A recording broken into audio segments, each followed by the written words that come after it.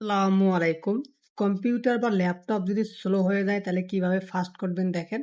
আপনার কম্পিউটার যদি এরকম অনেক জাঙ্ক ফাইল থাকে তাহলে কিন্তু আপনার কম্পিউটারটা একটু স্লো হয়ে যাবে। তো আপনি আমার এই ভিডিওটা শেষ পর্যন্ত দেখুন, ইনশাআল্লাহ আপনার কম্পিউটার বা ল্যাপটপটা একটু ফাস্ট হবে। তো যদি আপনার কম্পিউটারে র্যাম, রোম বা এসএসডি যদি কম থাকে সেক্ষেত্রে কিন্তু কম্পিউটার একটু স্লোই থাকবে। তো তারপরেও যদি আপনি একটু ফাস্ট করতে চান সেটা করার জন্য আপনার যে সার্চ অপশন আছে এখানে ক্লিক করবেন।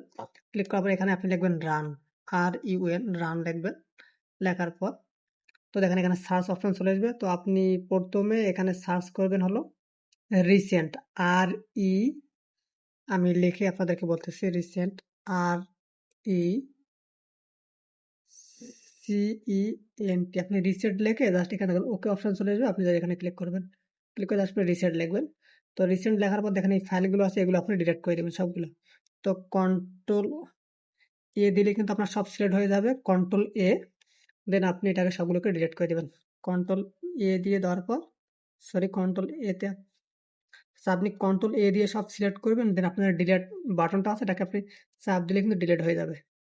দেখেন ডিলিট হয়ে গেছে সবগুলো। দেন আপনি আবারও সার্চ অপশনে গিয়ে রানে চলে আসবেন।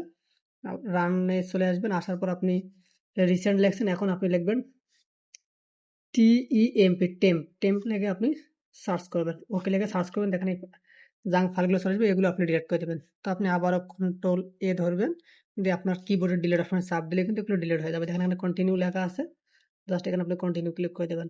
তারপর একটু অপেক্ষা করবেন, দেখেন ডিলিট হয়ে গেছে। বা আবারও আপনি দিয়ে জাস্ট ইয়ে করবেন, দুই একটা ডিলিট হবে না তো কোনো সমস্যা নেই।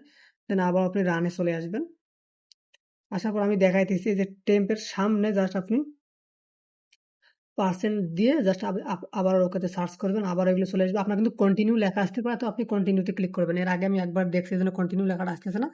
আবার আপনি কন্ট্রোল অল দিয়ে সিলেক্ট করে উপরের দিকে দেখেন এখানে ডিলিট নামে একটা অপশন পাবেন, এখানেও ডিলিট দিলেও হবে, অথবা আপনার যে কিবোর্ডের ডিলিট অপশনও দিলে হবে। তো এখানে ডিলিট অপশনের উপর আপনি জাস্ট রাইট বাটন ক্লিক করে দিবেন, দেওয়ার পর আপনি কন্টিনিউতে ক্লিক করবেন, দেখবেন যে ডিলিট হয়ে যাবে। তো আরো দুই একটা অপশন আছে, এগুলো আমি আপনাদেরকে দেখাইতেছি। যারা ভিডিওটি দেখতেছেন প্লিজ ভিডিওটি শেষ পর্যন্ত দেখবেন, তাহলে কিন্তু আপনার কম্পিউটারটা একটু হলেও ফাস্ট হবে। দেন আপনি আবারও রানে চলে আসবেন। আমি সবগুলো আপনাদেরকে দেখাই দিচ্ছি। রানে আসার পর একটু নিচের দিকে আসবেন, এখানে দেখেন যে ফ্রি, FREFETCH, এটা লেখে আপনি সার্চ করবেন। দেখেন এই যে এটা লেখে আপনি সার্চ করবেন, ফ্রি টেক লিখে সার্চ করবেন। তারপর আবার এরকম আপনার জাঙ্ক ফাইলগুলো চলে আসবে, কন্ট্রোল এ দিয়ে সিলেক্ট করে আবার আপনি এগুলোকে ডিলিট করে দেবেন। দেখেন ডিলিট অপশনটা উপরে পাবেন, এখানে ক্লিক করবেন, তাহলে দেখবেন যে ডিলিট হয়ে যাবে।